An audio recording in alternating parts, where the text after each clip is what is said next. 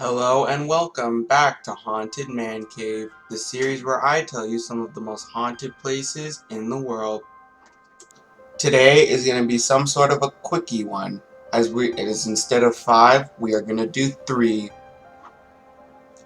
Here are the 3 most haunted places in Washington D.C., starting with number 3, Ford's Theater.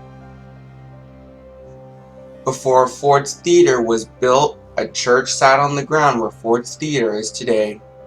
In 1861, John T. Ford purchased the land and built a theater named after him. The theater was built and opened in 1863. On the night of April 14, 1865, President Abraham Lincoln went to see a play at Ford's Theater called My American Cousin. John Wilkes Booth, a well-known actor at the time, snuck into the presidential box and shot Abraham Lincoln in the head before leaping from the presidential box onto the stage and ran away. Later, in 1893, the front wall collapsed, killing 90 people. After this tragedy, people thought that the building was cursed. Today, the ghost of Abraham Lincoln himself has been sighted multiple times throughout the years. On more than one occasion, many theater goers have heard the sound of an actual play, a shot ring out from the presidential box, and watching horror as a ghostly John Wilkes Booth jumps from the stage, limping out of the stage into the night. Number 2, the United States Capitol Building.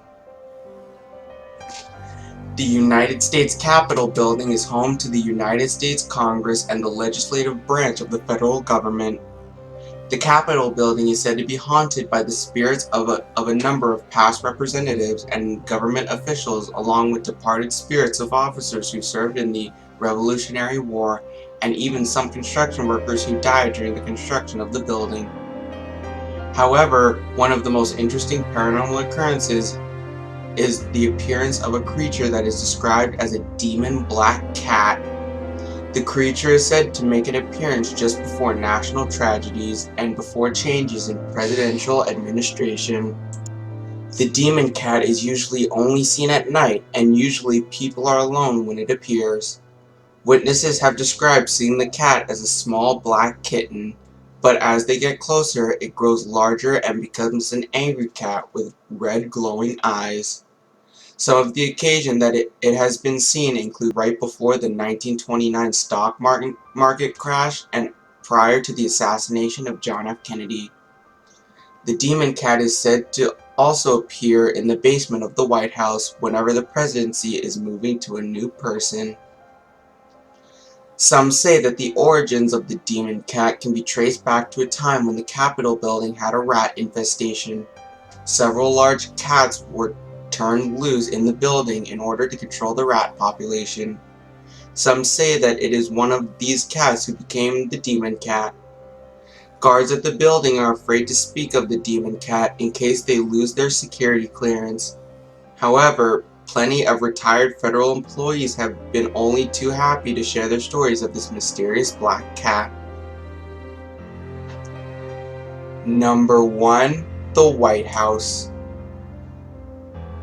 The White House is actually the oldest building on President's Park, so it's hardly surprising that it is also considered to be the most haunted place in the District of Columbia. Today, the building is haunted by many former presidents and first ladies.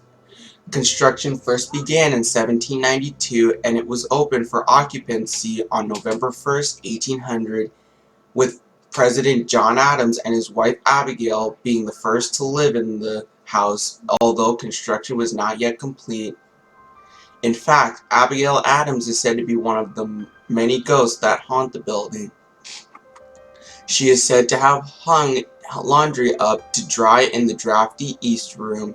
Following her death in 1818, her spirit was seen walking into the East Room with her arms extended, although carrying a load of laundry.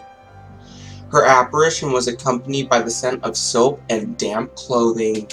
She has been spotted several times, and some of the household staff during President Taft's administration claimed to have seen her walking through walls. Abraham Lincoln is said to haunt the building as well. Although she never admitted to seeing them, Eleanor Roosevelt, the wife of Theodore Roosevelt, often said that she could feel Abraham Lincoln's presence in the White House. Several others have said the same over the years. In addition to this, people who spend the night in the bedroom named after Lincoln, including President Harry S. Truman, have often said that they are awoken by something knocking on the door, but there is nobody there. When Ronald Reagan was in office, his dog literally refused to go into the bedroom named after him. The first person to actually see Lincoln's apparition was First Lady Grace Coolidge, wife of Calvin Coolidge, who claimed to have seen him standing at the window of the Yellow Oval Room looking out over the Potomac. Others who have seen the apparition include some pretty credible witnesses, including Winston Churchill, Theodore Roosevelt, and Maureen Reagan, wife of Ronald Reagan.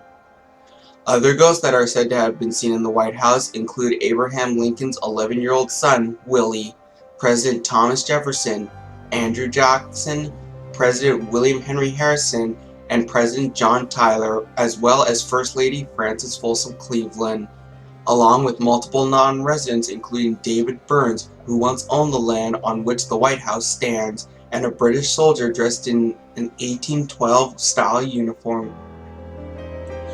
With the amount of ghosts of former presidents and first ladies haunting the White House, it is no wonder why I chose the White House as my pick for the most haunted place in Washington, D.C.